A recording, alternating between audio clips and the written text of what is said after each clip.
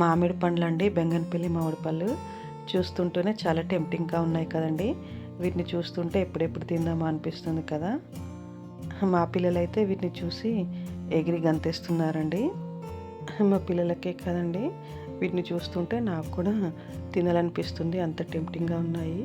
అసలు box open చేయగానే మంచి మ్యాంగో స్మెల్ అయితే వచ్చిందండి.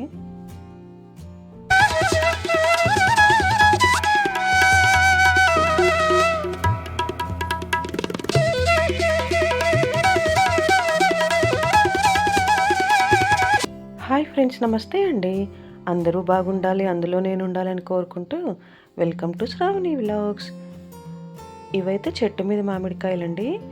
ఇంకా ఇవి 3 days తర్వాత ఓపెన్ చేస్తున్నాము. మా అమ్మాయిలు మేము ఓపెన్ చేస్తామని వచ్చారు. ఇంకా తెలిసిందే కదండి పిల్లల ఎక్సైట్మెంట్.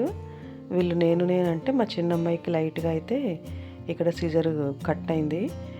చూడండి మామిడికాయలు అయితే ఎంత చక్కగా పండైపోయాయో. వీటిని చూస్తే చాలా టెంప్టింగ్గా ఉంది కదండి. ఇంకా చూస్తేనే తినాలనిపిస్తుంది. అన్నీ అయితే చక్కగా పండిపోయాయండి. ఇక్కడ మా చెల్లి వాళ్ళ పాప చూడండి ఎంత హ్యాపీగా ఎగురుతుందో. దానికి కూడా మామిడి పళ్ళు అంటే చాలా ఇష్టం అండి.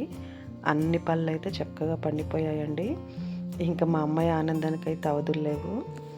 అఫ్కోర్స్ మామిడి పళ్ళు అంటే చాలామందికి ఇష్టం ఉంటుంది కదండి.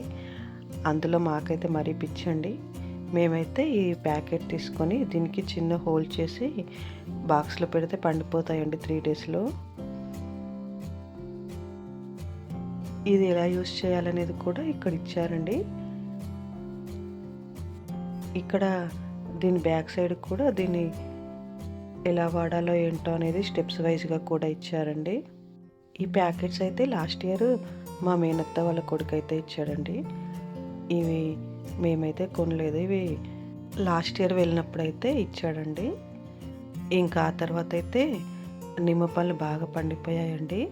మేము ఎప్పుడు ఊరు వెళ్ళినా కూడా ఇంకా అమ్మ వాళ్ళకి నిమ్మ చెట్టు ఉంటుంది కాబట్టి నిమ్మకాయలన్నీ ఇలాగా తెంపేసుకొని వాటిని రసం తీసుకెళ్తామండి. ఇంకా ఇందులో కొంచెం సాల్ట్, పసుపు వేస్తే రసం అయితే చాలా రోజులు ఉంటుంది, నిమ్మరసము. అలాగే కొన్ని నిమ్మకాయలు కూడా తీసుకెళ్తాము. ఇలా నిమ్మరసాన్ని ఒక బాటిల్లో వేసి తీసుకెళ్తాము. ఇక్కడైతే మా ఇద్దరు అమ్మాయిల లెమన్స్ని కట్ చేసి స్క్వీజ్ చేస్తున్నారు ఇంకా మేము తీసుకెళ్ళడానికి. ఇంక ఇదే అండి మా నిమ్మ చెట్టు. ఇక్కడ నేనైతే ఒక నిమ్మకాయ కోసుకుంటున్నాను. నేను హెన్నా పెట్టుకోవడానికని ముందు రోజు నైటే కలిపి పెట్టుకున్నానండి. ఇందులో అయితే ఒక లెమన్ తీసుకొని పిండాను. మోస్ట్లీ ఎప్పుడు వెళ్ళినా కూడా నేనైతే ఖచ్చితంగా హెన్నా పెట్టించుకుంటానండి మా చెల్లితో. వీలైతే మాత్రం నేనైతే న్యాచురల్దే పెట్టించుకుంటానండి. గోరంటాకు ఉంటుంది కదా, అదే తెంపుకొని ఆకులు మిక్సీ పట్టి అయితే పెట్టించుకుంటాను. లేదంటే వాటిని ఎండలో పెట్టి డ్రైగా పౌడర్ చేసి అయినా తీసుకెళ్తానండి. సమ్మర్లో దసరాకి, సంక్రాంతికి ఇలా ఎప్పుడు వీలైతే అప్పుడు వెళ్తుంటాం కదా. ఎప్పుడు వెళ్ళినా కూడా ఖచ్చితంగా అయితే మా చెల్లితో హెన్న పెట్టించుకుంటానండి. ఇంకా ఈ మధ్య అయితే నేను కూడా పెట్టుకోవడం స్టార్ట్ చేశాను.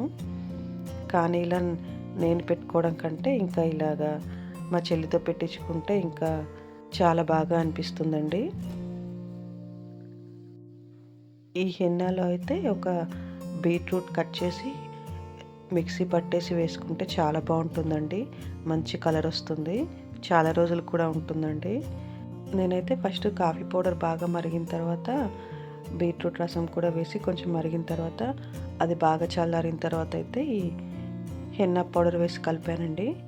ఇంకా నెక్స్ట్ డే అయితే ఒక లెమన్ స్క్వీజ్ చేసి పెట్టించుకుంటున్నాను. ఇంకెప్పుడైనా ఎగ్ వైట్ కూడా అలా కలుపుతూ ఉంటానండి.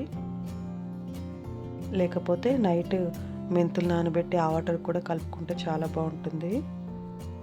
ఇంకా నా వీలుని బట్టి అలాగా కొన్ని ఐటమ్స్ అలాగా యాడ్ చేస్తూ ఉంటాను. మామూలుగా హెన్నా అయితే 2 hours ఎనఫ్ అంటారు, కొందరు 2-3 hours ఉంచుకుంటారు. నేను మాత్రం హాఫ్ డే ఉంచేసుకుంటానండి. అలాగే ఇంకా మళ్ళీ ఎప్పుడు పెట్టుకుంటానో ఇంకా బాగా రెడ్గా అవుతుందని హాఫ్ డే ఉంచుకొని హాఫ్ డే తర్వాత అయితే వాష్ చేసుకుంటానండి. ఇదండి మొత్తం నా హెన్న పెట్టుకోవడం అయితే కంప్లీట్ అయిపోయింది. ఓకే అండి, మరి బాయ్.